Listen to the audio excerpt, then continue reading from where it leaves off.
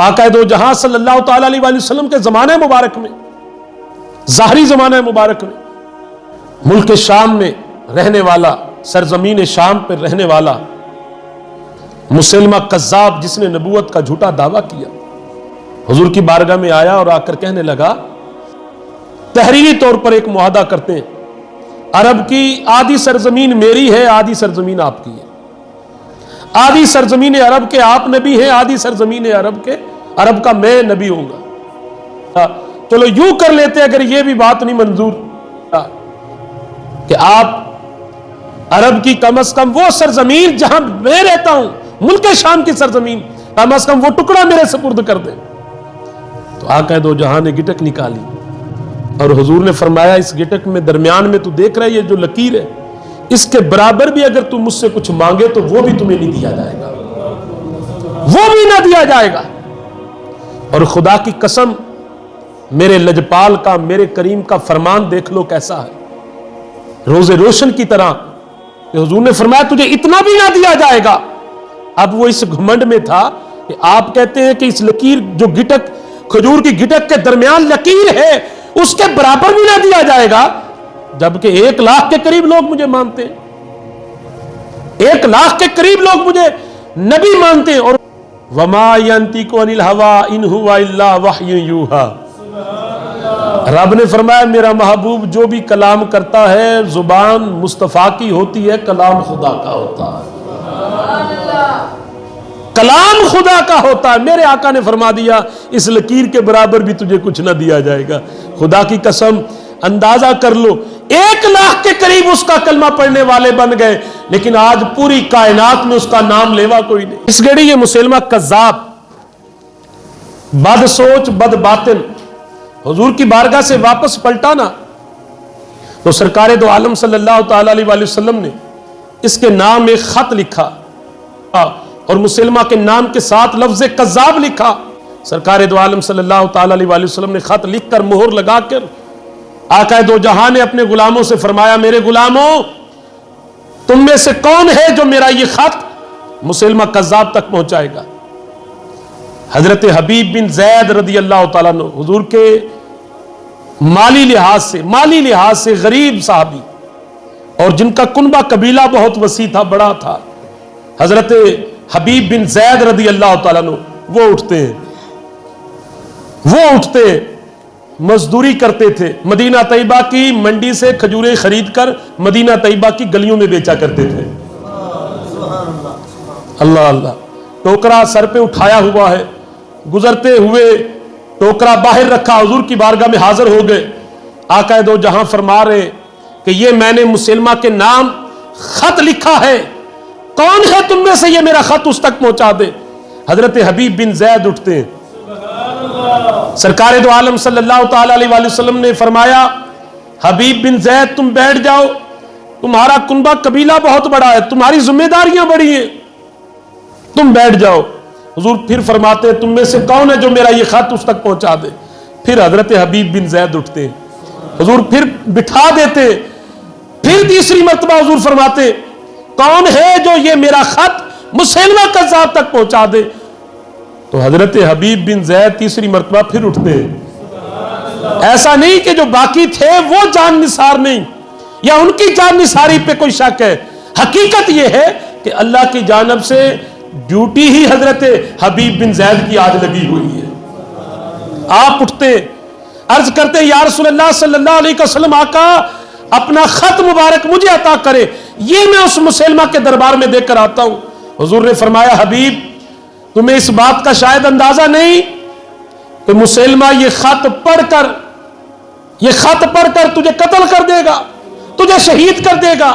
تو حضرت حبیب بن زید نے کیا خوب عرض کیا یا رسول اللہ صلی اللہ علیہ وسلم، آقا فدا کا ابی و امی، میرے ماں باپ آپ پر قربان جائیں، یا رسول اللہ یہی تو میں چاہتا ہوں، آپ کی ختم نبوت کی خاطر میری جان چلی جائے، یہی تو میں چاہتا ہوں، آپ کا فرمان، آپ کا حکم نامہ پورا کرتے کرتے میں اپنی جان دے دوں، شہادت کا مرتبہ مجھے نصیب ہو جائے۔ آقا دو جہاں آپ کا جذبہ دیکھتے ہیں، جذبہ ایمانی دیکھتے ہیں، تو حضرت حبیب بن زید کو اپنا خط مبارک عطا کر دیتے ہیں۔ آپ لے کر جس گھڑی مسلمہ کذاب کے دربار میں پہنچے، اور مسلمہ کذاب کو جا کر خط دیا حضور کا. اب اس نے کھول کر پڑھا تو شروع میں ہی لکھا ہوا تھا بنام مسلمہ کذاب.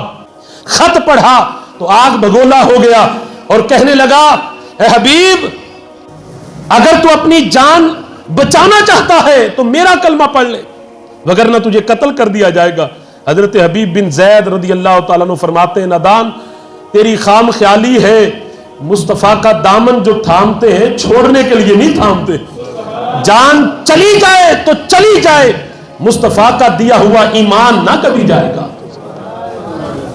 مسلمہ کذاب کہتا ہے کیا تو اس بات کی گواہی دیتا ہے کہ میں اللہ کا نبی ہوں؟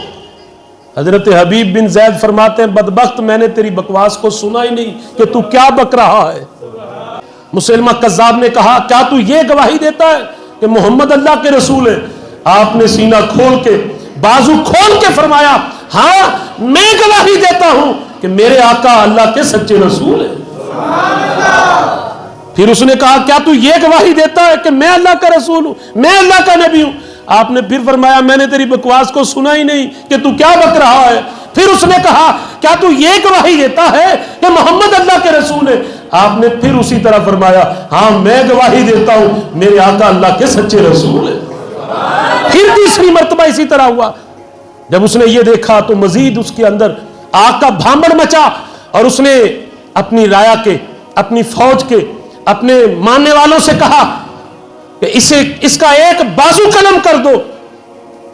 حضرت حبیب بن زید کا ایک بازو قلم کر دیا جاتا ہے.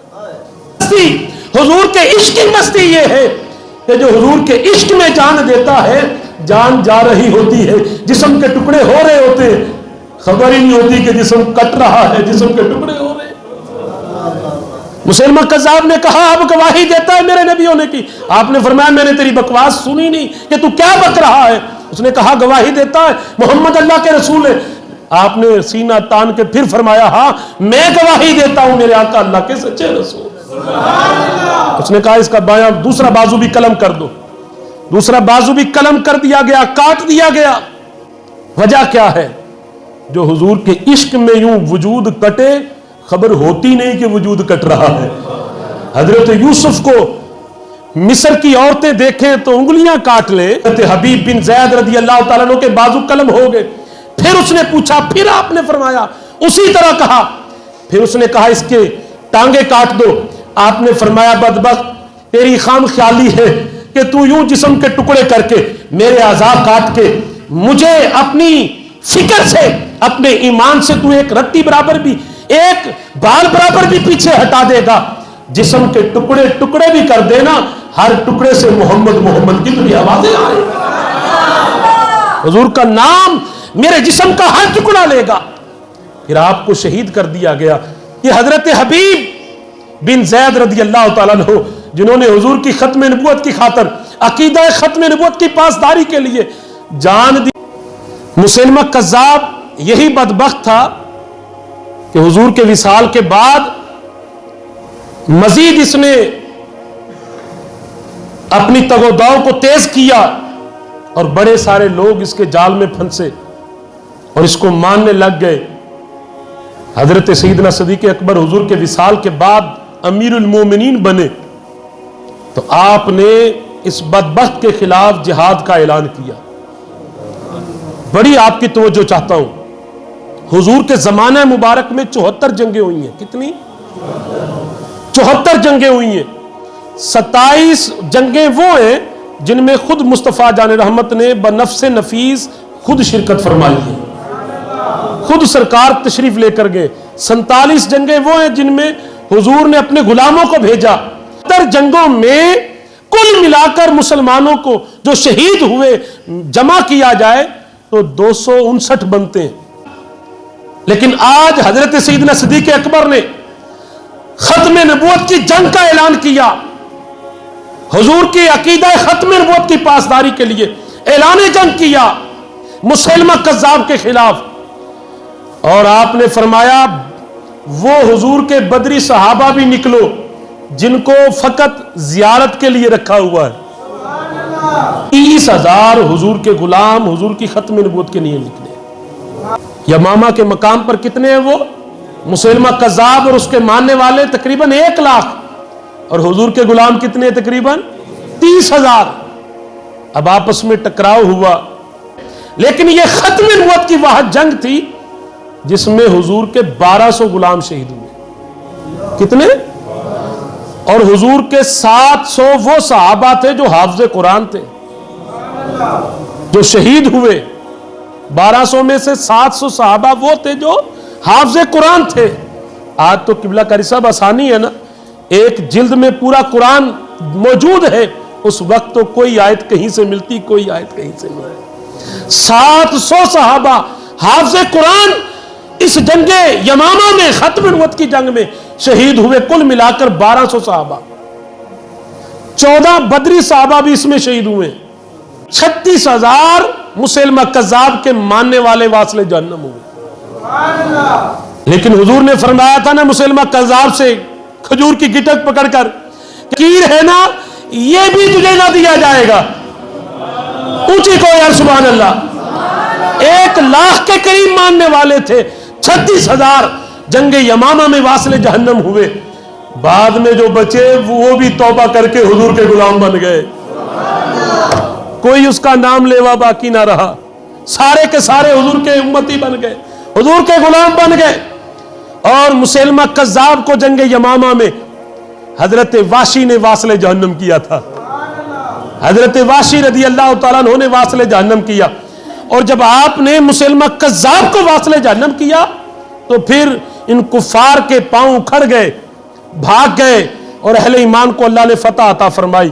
اور حضرت واشی رضی اللہ تعالیٰ عنہ نے مدینہ طیبہ کی جانب چہرہ کر کے حضور کی بارگاہ میں عرض کیا، یا رسول اللہ صلی اللہ علیہ وسلم، آقا کفر کی حالت میں جنگ احد میں نے آپ کا سب سے محبوب چچا حضرت امیر حمزہ شہید کیا تھا، جو آپ کے بھی شیر، اللہ کے بھی شیر، انہی میں نے شہید کیا۔ لیکن آقا آج میں نے آپ کا سب سے بڑا دشمن واصل جہنم کیا ہے، میری آج تو وہ خطا معاف ہو گئی نا۔ حضرت خالد بن ولید رضی اللہ تعالیٰ عنہ اس لشکر کے سپہ سالار تھے۔ اللہ کریم نے اہل ایمان کو فتح عطا فرمائی۔ تو احباب گرامی، عقیدہ ختم نبوت کتنا اہم ہے کہ 1200 صحابہ نے اس کی خاطر جان دی ہے۔ کتنے؟ 1200 صحابہ نے۔ 74 جنگوں میں 259 ہے، اس ایک جنگ میں حضور کے 1200 صحابہ شہید ہوئے۔ تو ہمیں بھی آج تو ضرورت ہے نا کہ نہیں ہے کہ اس حساس معاملے کو جانیں اور سمجھیں کہ یہ کتنا ضروری ہے، اور یاد رکھیں عقیدہ ختم نبوت، حضور کے بارے میں یہ جاننا اور یہ ماننا کہ آپ اللہ کے آخری نبی ہیں، یہ اتنا ہی ضروری ہے جتنا اللہ کو ایک ماننا ضروری ہے۔ اللہ